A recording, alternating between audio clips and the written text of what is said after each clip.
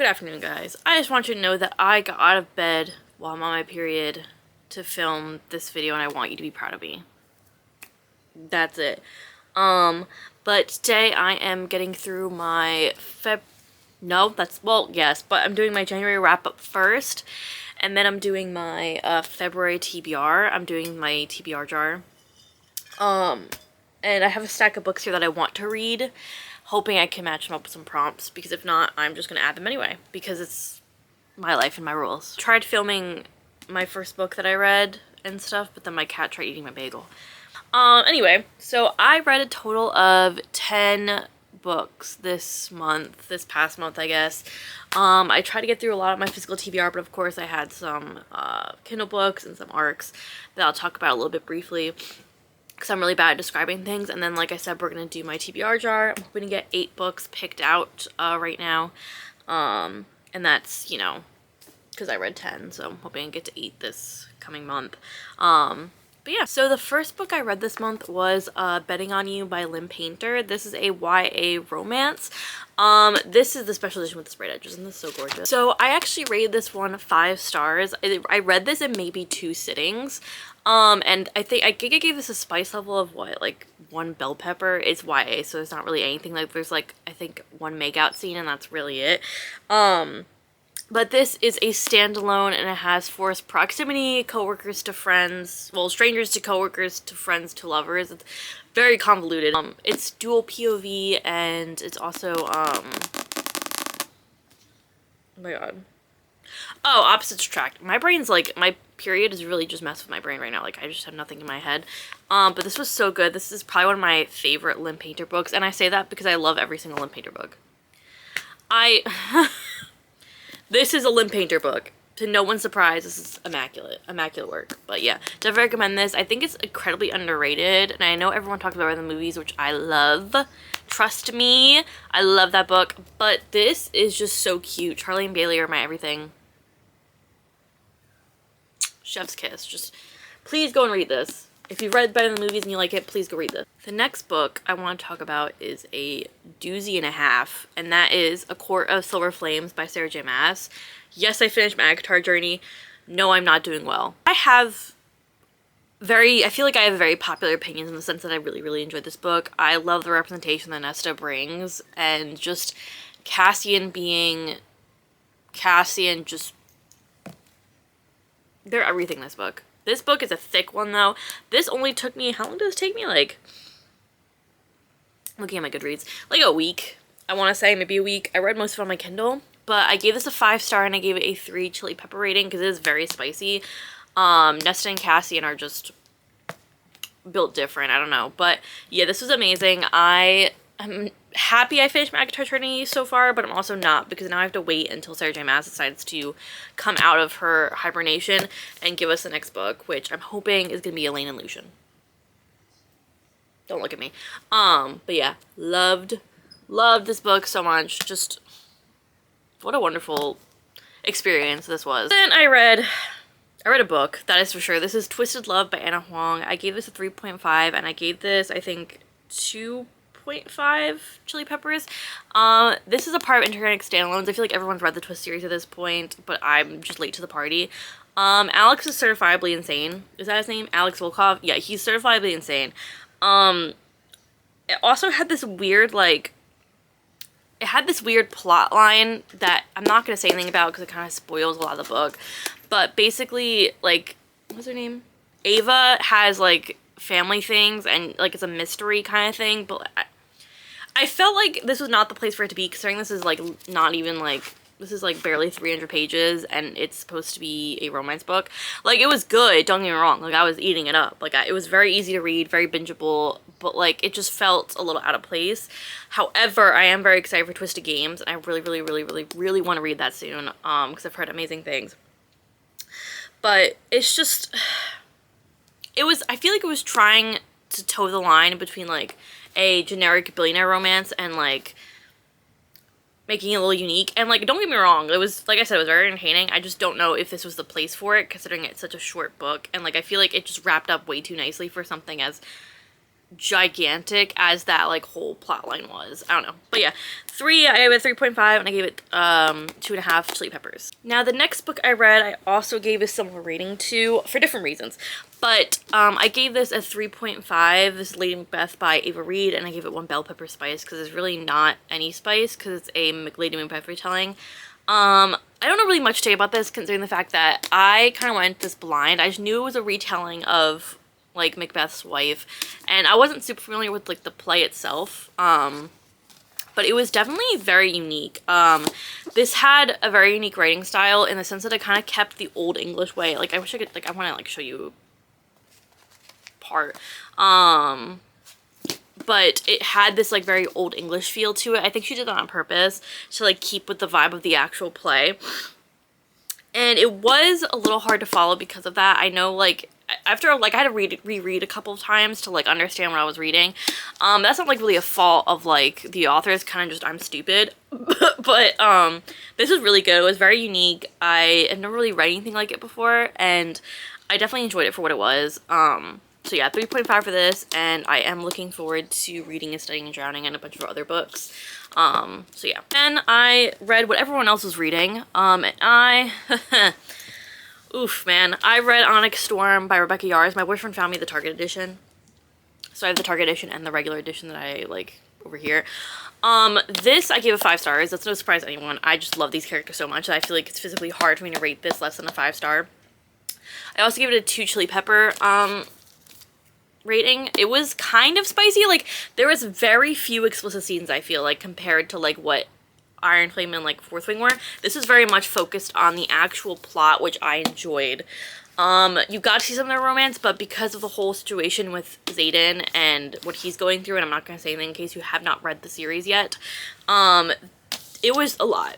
It was a lot. But I ate this up. I think it took me a little longer than I wanted to. I think it took me like a week because I was at MagFest when it came out. And I read on my Kindle for the most part, so I was able to kind of read on the go. But yeah, so this is just, I can't have to wait so long for the next one. Like, I understand why, but like, I just need to know what's going on. Because it answered some questions, but it also didn't at the same time. Like, it answered a couple of the obvious ones, but not anything that I was genuinely like, oh my god, like, this is gonna like make so much sense. Like, it kind of was hard to follow again at some points. I know that was a very popular saying with this book. So it's definitely a little hard to follow sometimes. Like, I definitely had to reread some parts.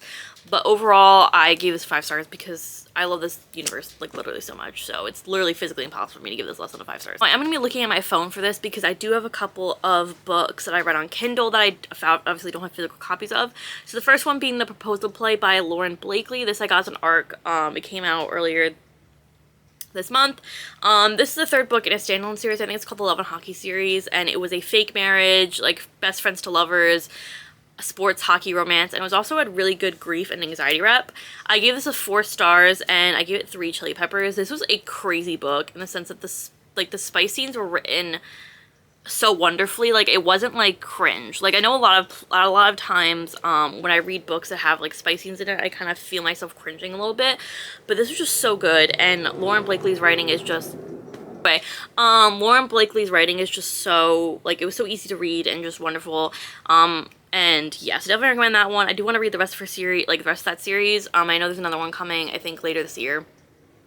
But yeah, so 4 stars.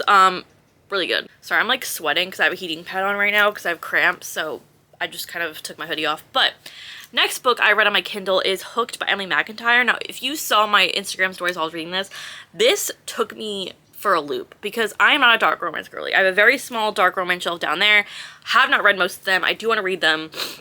I'm trying to ease my way into it, and this was so good. If you were unaware, it is a Peter Pan and Wendy retelling, and it just was so easy to read. I devoured it, I think, in like 2 sittings. It was so good. I gave it a 4.5, and the chili pepper rating I gave this was 4 because there was a lot of crazy shit in here. And like I kind of expected that because it's a kind of dark twist romance. But I literally devoured it. Now I want to read the next one. I think the next one's Scarred. I want to read that so bad. Like, it's, like, I just want to read the entire series, like, immediately. And it's like, I don't know why it took me so long to read it. Because I was a little worried. A little scared. But, so good. So good. Please, please, please, if you have not read it, go read it. It's a great way to just take a really nice break from, like, if you're reading a ton of fantasy books, or, like, just you want something fun and, like, I guess a bit outlandish, because it's, like, kind of crazy, like, the stuff that goes down in that book. Definitely recommend that. But yeah, love that book. I'm very excited to read the rest of the series. Then I finally took the plunge into the Lila Sage universe. So I borrowed Done and Dusted and Swift and Saddled from Libby. I got the e-reader copies. The first one, Done and Dusted, I gave 4 stars and a 3.5 chili pepper rating. This was so good. I officially entered my cowboy romance era. I feel like I just want to read every single cowboy romance there ever was. It was such a fast read, and it's all interconnected standalones, so I saw a lot of the characters that we're going to see in the next, like, I think there's Wild and Wrangled is coming out later, and then Lost and Lasted is the one that most recently came out. I know Lost and Lasted is Teddy and Gus's story, and I think the 4th book is Cam and Dusty, who we met. I met Dusty in Swift and Saddled, but I'll get to that in a second. Anyway, we're on Done and Dusted right now. So good. It was Brother's Best Friend. It had panic attacks, ADHD rep. It was a small town, obviously, found family, dislike to like, just everything I could ever want in a book, and it was so easy to read. I read it in like a day, literally a day, and it was just so good. Oh my god. And then Swift and Saddled, I also, like I said, borrowed this from Libby, and this was also an incredibly fast read, very similar length. It is City Girl, Country Boy, and it's a Black Cat Gold Retriever vibe, and it also had forced proximity, and it just was amazing, and just, I can't stop thinking about it. I literally can't stop thinking about it. And like, Wes is the consent king. And I just, I gave it a 4.75, and I gave it a 3.5 chili pepper rating again, because they're very spicy, easy reads, and it was just done so well, and just, oh, I love the book so much. I can't wait to read, like, for my Libby hold to come off of Lost and Lassoed. I'm gonna eat that up immediately. It's just so good. My god, I want to just, like, crush something. It's just so good. Hi. It's Editing Mel telling you again that my camera malfunctioned, and it recorded my entire February TBR segment of this video in slow-mo with no audio. I wish I was lying, but have no fear. I do have my TBR next to me. I'm going to try to get them really fast, because this is a really ugly clip, and I'm really upset they didn't get that footage, because I got a bunch of prompts that I really liked. So I got 2 Kindle books. I got Bonded by Thorns. I forgot who it's by. Oh my god. Hold on, this is embarrassing. Oh, I got, the first Kindle book I got was Bonded by Thorns by Elizabeth Helen. I read this already. I got a fairy tale retelling prompt, and this is the one I picked off my Kindle TBR. Then also off my Kindle TBR for a dark romance prompt, I think, I got There Are No Saints by Sophie Lark. So those are the 2 Kindle books I have. And now we can talk about the physical books. So the first physical book I picked out, I think because I have Libby hold on it, is The Do-Over by Lynn Painter on my e-reader. But I don't want to read this copy because I don't want to ruin the edges. I feel like this is very fitting to pick considering it's Valentine's Day this coming week. But yeah, I have Libby hold on this on my Kindle, so I am going to read it through there. Then I got a prompt for something, like a book that has to do with water, and I picked Beach Read by Emily Henry. I want to get to this soon.